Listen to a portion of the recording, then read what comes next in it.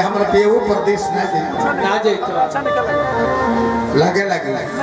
प्रदेश पेऊ जाता रे बेग बटुआ लेके अब पूछ दे थारी कि कहाँ जाता नहीं बेग बटुआ का ए राजा जी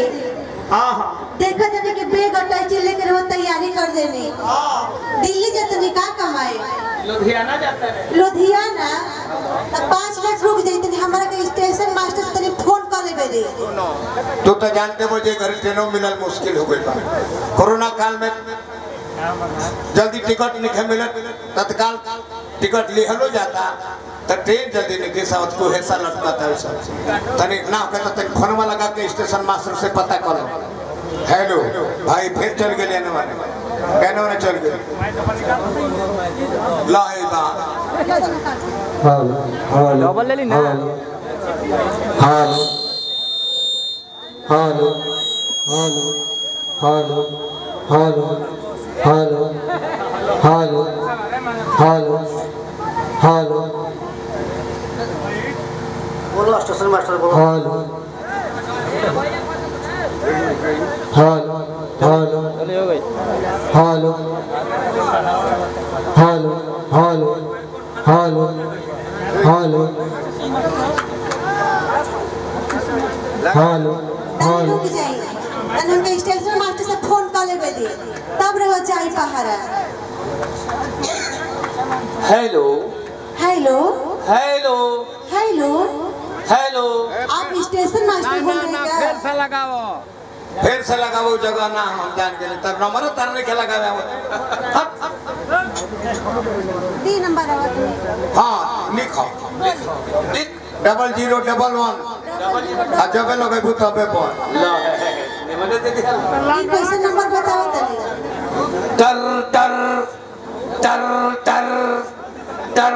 टर हेलो हेलो हेलो हेलो आप स्टेशन मास्टर बोल रहे हैं हाँ मैं स्टेशन मास्टर बोल रहा हूँ सर मुझे ये बताइए कि पंजाब मेल कितने बजे है पंजाब मेल 5555 राउंड अपने निर्धारित समय से 2 घंटा विलंब आने की सूचना है ए राजा जी हाँ अभी 2 घंटा गाड़ी लेट भी है तनी आइए तनी कुछ कर लिहल जाओ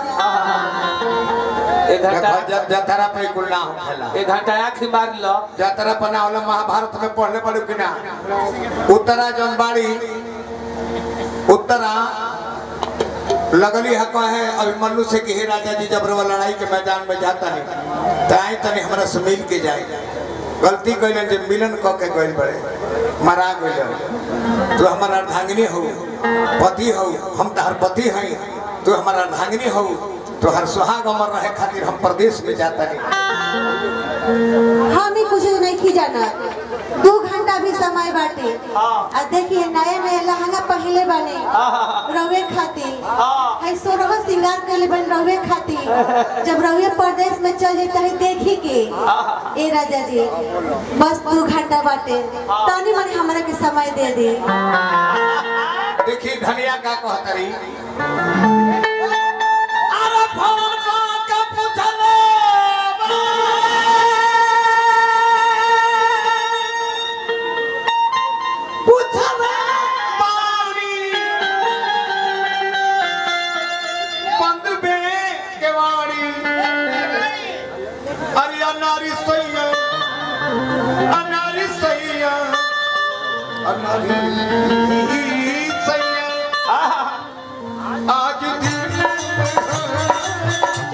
आज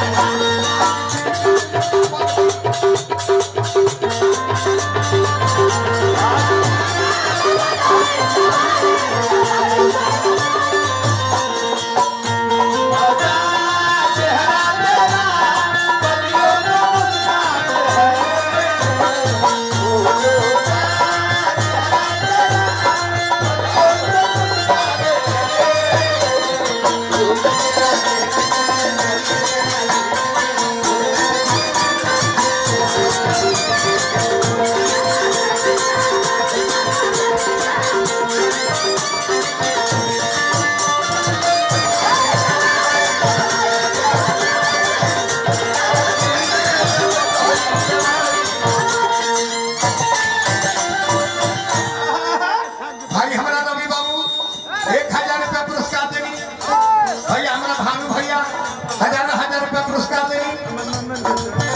भैया हमारा 1000 रुपया तो पबेले पावत नहीं जा एगो हर चीज व्यवस्था करवाई भैया हमारा ये छोटे बाबा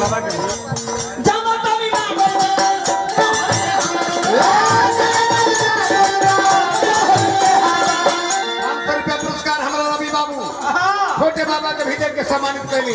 हार्दिक हार्दिक अभिनंदन शुभकामना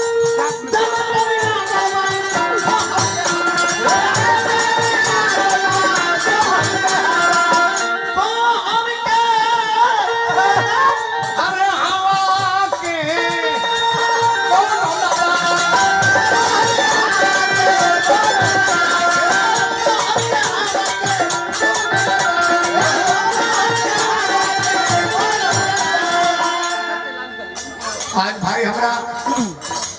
मोर्चा कहते मैंने कि जिला परिषद तोहरा बने के बाद भानु बाबू